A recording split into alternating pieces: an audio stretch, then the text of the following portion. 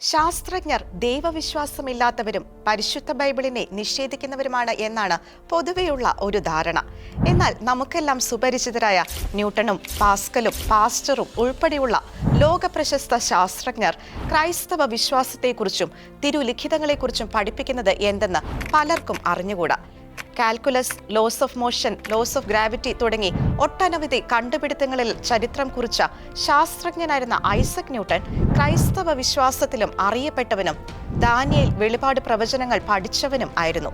ദൈവത്താൽ പ്രചോദിതമായി എഴുതപ്പെട്ട ദൈവവചനമാണ് ബൈബിൾ എന്ന് എനിക്ക് അടിസ്ഥാനപരമായ വിശ്വാസമുണ്ട്.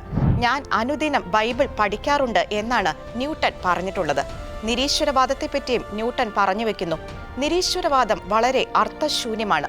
സൗരയൂഥത്തിലേക്ക് നോക്കുമ്പോൾ ശരിയായ അളവിൽ ചൂടും വെളിച്ചവും ലഭിക്കുന്നതിന് ഭൂമി സൂര്യനിൽ നിന്ന് കൃത്യമായ അകലത്തിലാണ് എന്നത് യാദൃശ്ചികമായി സംഭവിച്ച ഒന്നല്ല.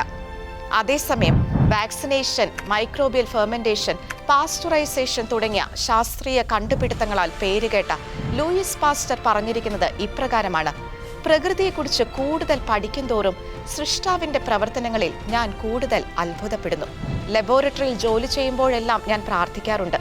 ജർമ്മൻ ഫിലോസഫർ ഇമ്മാനുവൽ കാന്റ് തന്റെ ക്രിസ്തീയ വിശ്വാസത്തെപ്പറ്റി സാക്ഷ്യപ്പെടുത്തിയിരിക്കുന്നത് ഇങ്ങനെയാണ്: ബൈബിൾ എൻ്റെ ഏറ്റവും വിലപ്പെട്ട നിധിയാണ്. അതില്ലെങ്കിൽ എൻ്റെ ജീവിതം ദുരിതപൂർണമായിരിക്കും.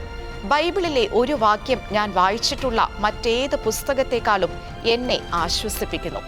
നമ്മൾ ദൈവത്തിനു വേണ്ടി സൃഷ്ടിക്കപ്പെട്ടവരാണെങ്കിൽ എന്തിനാണ് എപ്പോഴും അവനിൽ നിന്ന് ഓടിപ്പോകുന്നത്?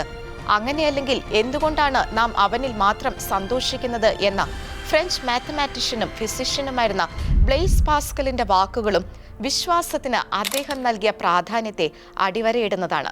പ്രശസ്ത സെർബിയൻ അമേരിക്കൻ എഞ്ചിനീയറും ഫിസിസിസ്റ്റുമായ മിഖൈലോ പ്യൂപ്പിൻ പറഞ്ഞിട്ടുള്ളത് ഇപ്രകാരമാണ്: ദൈവമുണ്ടെന്ന് ഞാൻ വിശ്വസിക്കുകയല്ല, അതെനിക്ക് ഉറപ്പുള്ള കാര്യമാണ്. എനിക്കറിയാവുന്ന എല്ലാറ്റിലും ഉപരി എനിക്ക് വിലയുള്ള ഒരേയൊരു അറിവ് അതാണ്. പോളിഷ് ആസ്ട്രോണോമർ നിക്കോളസ് കോപ്പർനിക്കസിന്റെ വാക്കുകൾ ഇങ്ങനെ: ദൈവമില്ലെങ്കിൽ നമുക്കൊന്നും ചെയ്യാൻ കഴിയില്ല. ദൈവത്തിന്റെ അസ്തിത്വത്തെ നിഷേധിക്കുകയും വെല്ലുവിളിക്കുകയും പരിശുദ്ധ ബൈബിളിനെ പുച്ഛിച്ച് തള്ളുകയും ചെയ്യുന്ന, സത്യത്തിന് നേരെ കണ്ണടയ്ക്കുന്ന ലോകദൃഷ്ടിയിലെ വിജ്ഞാനികൾ ഈ ശാസ്ത്രജ്ഞരുടെ പ്രസ്താവനകൾ കൂടി അറിഞ്ഞിരിക്കുന്നത് നന്ന്. കാരണം മരണം വരുമൊരു നാൾ, ഓർക്കുക മർത്യ നീ.